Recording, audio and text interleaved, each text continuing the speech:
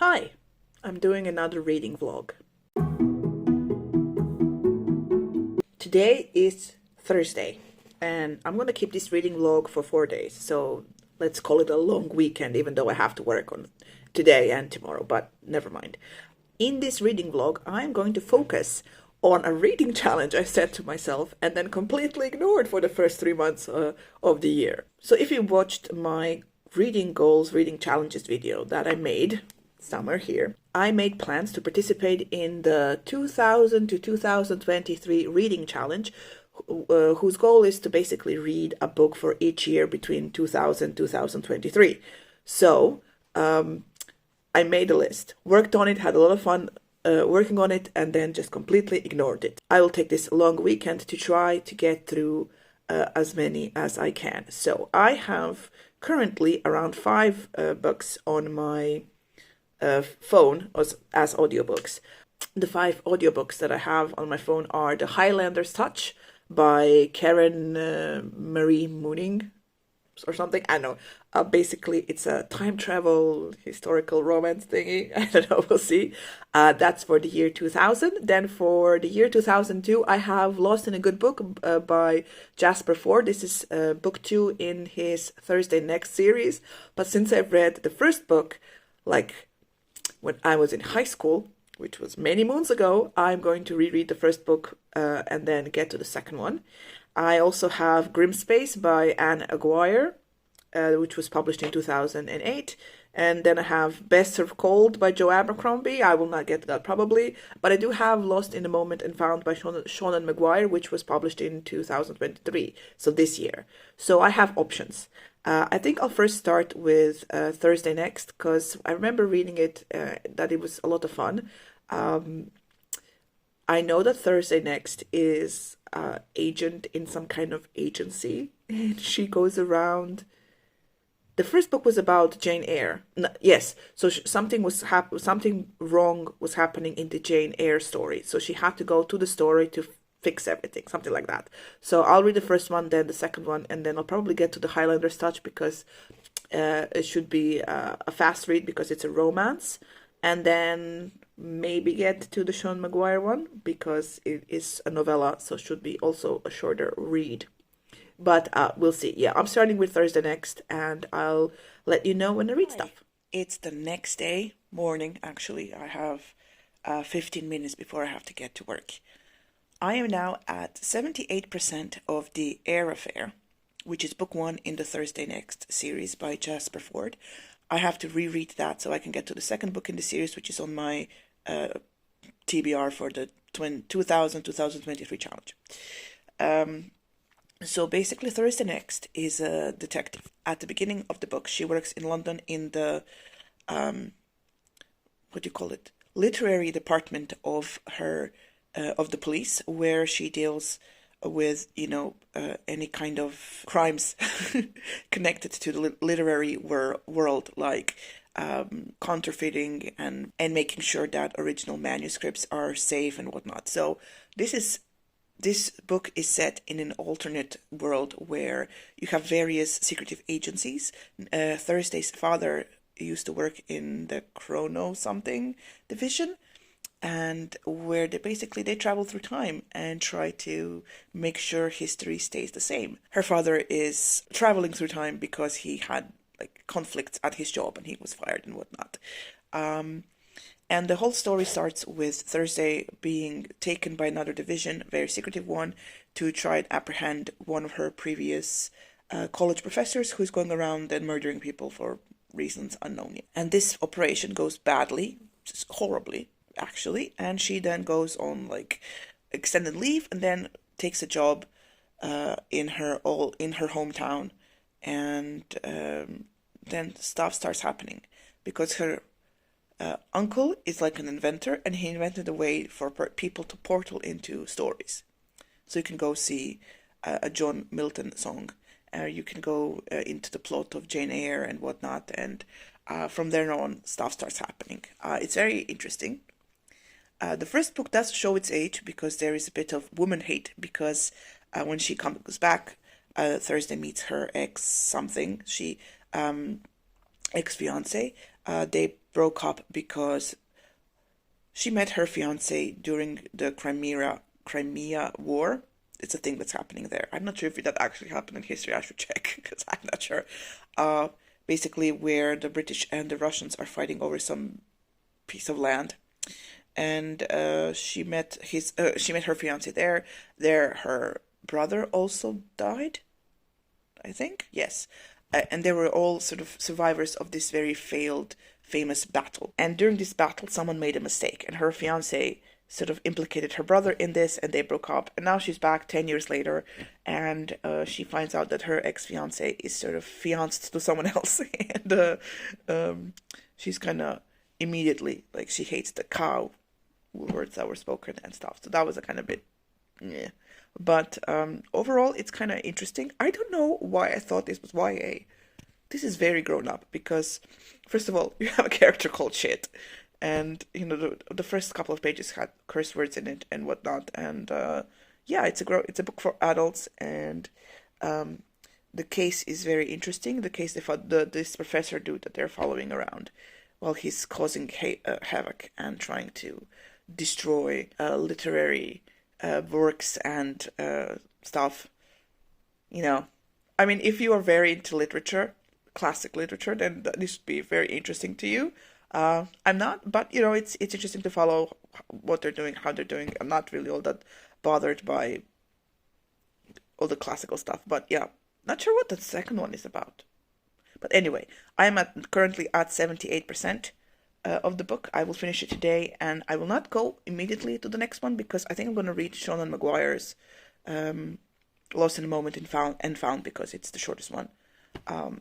Yeah, so that's the plan for today, and I'll talk to you when something happens. Nia.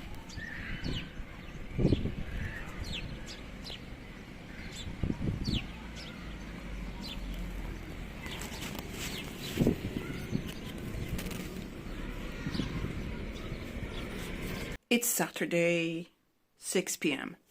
What did I do on Friday? I watched a bunch of TV. So the amount of reading I did was maybe half an hour of listening to an audiobook while I was at work organizing stuff. And that sort of brought me to today, where I finished the first book in the Thursday Next series, the Jane Eyre Affair. Now, the whole thing about this book is the fact that, I mean, it's fun. It's a fun book. It's definitely for grown-ups, not for like YA, what I thought at the beginning. But the whole plot of it is that you have this antagonist that wants to... What was his reasoning? He wanted to make money doing something. Something to do with weapons, right? So his whole point was that he was going to affect classical British literature, because this is a thing that can happen in this world, by going in them and like kidnapping main characters or changing the plot and stuff that's happening, and then people would be very upset, and they would tell the government to give the bad guy whatever they want because they want their stories back the way they were. And the whole thing is like it's set in an alternate universe where our main character's Thursday's father is like a time traveler, and every time he visits his daughter, he asks her questions, and the answers are very different from what we know. So like, for example, like when was Admiral Nelson murdered, and or where did he die? And Thursday would say, at the beginning of the biggest battle, but the history is different. He would ask her like, does she know who Winston Churchill is? And when she didn't know, he would be like, there's something afoot here. So he basically spent the entire book just popping in and just adding to this whole world of whimsy and alternate history. And throughout the entire story, you had like the age-old discussion of whether William Shakespeare wrote his works, and then at the end, the father did something to like prove or disprove the theory. It was a fun read. Definitely, if you're into classical literature and you know all the problems that arise from it, it's really, really cool. So yeah, I finished it. It was fine. I am going to continue on with the series. I have to for the reading challenge. But then I started reading Lost in a Moment and Found. I don't know. I think this is book 8 or 9 in the Wayward Children series. Now, dear Lord, it's been a while since I started reading a book and was just like, nope. And I'm listening to it on audiobook. And Lord, like every minute. I'm like, nope, and I turn it off. And then I go back in, and then I turn it off. Because, oh my God, I'm so frustrated and stressed and angry. So basically, this whole series is a portal fantasy in which children in their like most emotional and like sort of pivotal moments in their lives leave their world to another portal dimension, fantasy world that somehow matches whatever they're dealing with at the moment. We do have a trigger warning at the beginning of the book. There is grooming and there is gaslighting and there is like hints of child abuse, but nothing actually happens because the author said at the beginning like the child leaves before anything can happen. So that's good. But getting to that point, I am now, I think, 20% in, maybe. And we follow Ansi, and her father died. And 6 months later, her mother brought another man to the house. And that is not good. And that man, immediately when you meet him, he's like, oh, fuck, no. And Ansi had a bad feeling about Taylor. Is his name Taylor? Yes, Taylor, from the beginning.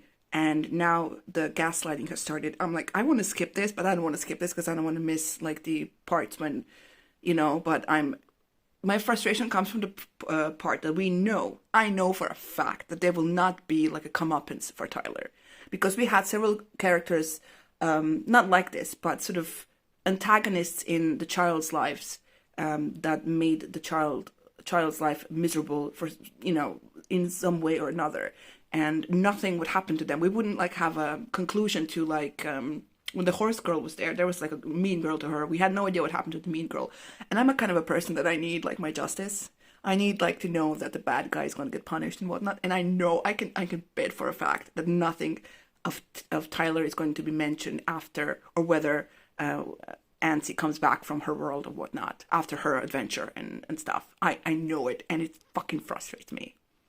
So yeah, I'm gonna go walk my dog. And I don't know if I'm going to listen to it or I'm just going to move on to another book because, oh my God, I'm getting like, oh my God. Anyway, yeah, I'll talk to you when I read something. So it's Sunday, almost 11. I finished Lost in a Moment and Found last night, but didn't want to film in the night. Well, technically, Tyler, whatever his name was, did get his comeuppance. He ended up in jail. Spoilers for people. So I guess I was wrong at that part. But overall, it was a very interesting novella. I always enjoy those. They always deal with, heavy topics. But this one, I think, was like the heaviest. And it really shows how children grow up quite quickly because of trauma. It was an interesting read. I definitely enjoyed it. And today I'm going to start with the second book in the Thursday Next series, which is, I think, Lost in a Good Book. I don't know what it's about, but I think there were mentions of like Dickens characters, so we'll see when I start reading it. Hi, it's Monday. I am now at 30% of the book Lost in a Good Book, right? Book 2 in the Thursday Next series. Basically, the first third of this book is just seeing how life goes for Thursday after her big case from the previous book. So she has some fame from her dealings with with the Eyre affair. And because of that, she thought that she would sort of advance in her professional life, and that hasn't happened. She's basically been used as a PR stooge, right? She's going on interviews and just whatnot. And now she's sort of in the middle of this timey-wimey case in which things happened, realities get, like she knows things that have happened or things that are going to happen because she lived through them. And when she comes back, everything is completely different. And she has made a big enemy of the Goliath Corporation, which is a corporation in this universe that basically uses all of their power to have more power, have more money. And in the previous book, in each of the books, they will have like a agent that is dealing with Thursday and whatever her partner is at the moment in dealing with the case. So in the last book, it was a dude named Jack Shit. So I've just only listened to this on audio, so I don't know how they spell shit, but it was said shit all the time. And in this one, we have, my God, is it John Horseshit or something like that? Something like that. So basically, each of the characters have a very sweary name. So they're all upset because Jack Shit has gone missing, and basically in the first book, Thursday trapped him somewhere. So the Goliath Corporation took it upon themselves to erase her current husband from existence. And to get him back, she has to get the agent back of some sort. So she's dealing with that right now. I'm turned off by the timey-wimey aspect of this because I'm just not feeling it. But we'll see what happens next. So it's technically Tuesday.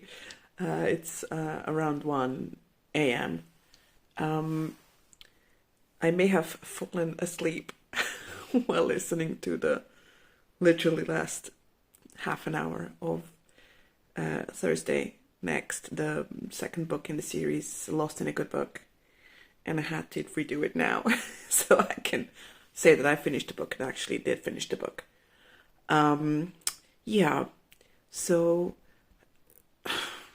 I don't know what I told you last, what was happening. So her goal was to get her husband back from somewhere. So her alternate universe world where she lives has various agencies and various like time travelers and people who are affecting time and whatnot. So one of this dude's people disappeared her husband from existence. And so next Thursday's job was to figure out how to get him back. And to do that, she spent most of the book sort of in training to walk through books because one of her job was to get the jack shit agent back from the Raven poem by Edgar Allan Poe, where she put him at the end of the first book. So when she did that, of course, she was double-crossed, and it was so stupid of her to not even like think about the fact that, the agents who wanted him back would double-cross her and try to use her power to make themselves rich and whatnot. So she's on the run, she's running through books, and she's meeting like all these characters from classical literature, and it's just whatever. In the end, does nothing. I mean, she technically saves the world from turning into pudding, but it was just this book and the previous one have that sort of Hitchhiker's Guide to the Galaxy humor that I don't really appreciate. To me, it was just funny quips about like alternate versions of very well-known things, like people jumping into Jane Austen's work and changing it so much that it turned it into Sense and Sensibility and so on and so on. So I think this series would work for someone who has a greater appreciation for classical literature than I do, because I feel like I'm losing on like some of the jokes and some of the humor, like the details of the story, because I haven't read The Great Expectation. My knowledge of classical is mostly from like different media adaptations of it. So if you're a fan of classical literature, I think this is a book series for you. Sadly, it is not for me. I don't think I will continue on because in the end, she doesn't do what she's supposed to do, and she like decides to, she's pregnant by the way, and she decides to like run away for a year to have the baby and then come back and continue trying to get her husband back and whatnot. I just do not care at all. I mean, the writing is good, the character is good, but the style, the humor of it doesn't really fit for me. So yeah, I finished the book, and I technically have like one more book left that I wanted to read for this vlog, but I totally fucked myself with this Thursday Next thing because I wanted to reread the first one, and I did. But yeah, I have just the Highlander's Touch thing that I want to read because it's pretty short.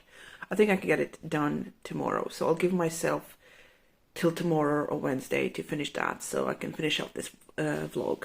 So yeah, I'll talk to you tomorrow when I read something.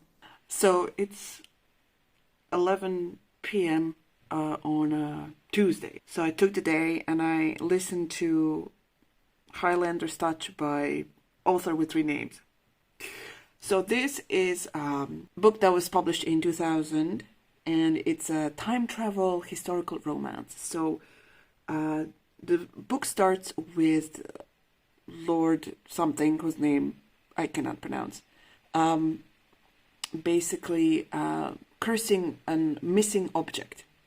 So he's been sort of given several objects by the Fae, this comes in later, Fae to keep safe, and one of the objects went missing, so he put a curse on it so whoever found the object and touched it, the object would immediately appear at his keep or whatnot.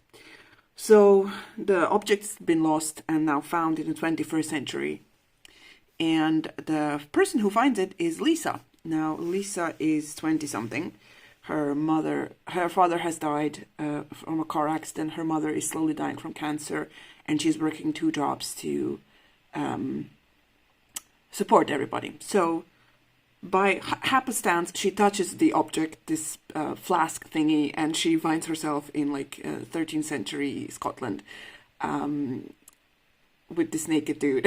And from then on, the story develops. Now, does it show its age? There are some definite parts where from the beginning you're like it's sort of being hammered that this Lisa girl is so beautiful. And at one point, her friend, who is kind of a cliche of a black woman, at one point she says that some dude didn't like see her or like see her beauty. It must be that he's gay, and you know, stuff like that. Some things haven't aged all that well, but other than that, it's a pretty wild story. It was very entertaining. There's a sort of tension between Lisa and the Scottish lord from the beginning, because he's like also made a vow that he will murder the person who brings the chalice, the flask thingy. So he's like, I can't really murder you because you're a woman and also you're pretty. So, you know, from then on, stuff happens. There's like fae meddling, but you know, like, oh my god, it's part of a larger series. So I'm sure there's fae and stuff in other books and whatnot. We meet a couple of his like the Scottish lord's compatriots. Well, probably they will have books of their own and whatnot. But yeah, it's a historical romance with time travel element and a bit of ridiculousness. But yeah, it was fun. It was alright. So yeah, that sort of brings us to the end of this reading vlog. I have read now all the books that I wanted to read for this reading vlog. So the 3 books, I wanted to like get 3 books out of the way for my 2023 reading challenge, and that's what I did. So yeah, if you have read any of the books that I have mentioned here and you want to share your thoughts, please do so down below in the comments. If you like this video, please press the like button, and if you haven't already, please subscribe to the channel. There are some links in the description box for you to check out, and that is pretty much it. Thank you so much for watching, and I will see you in the next reading vlog. Bye!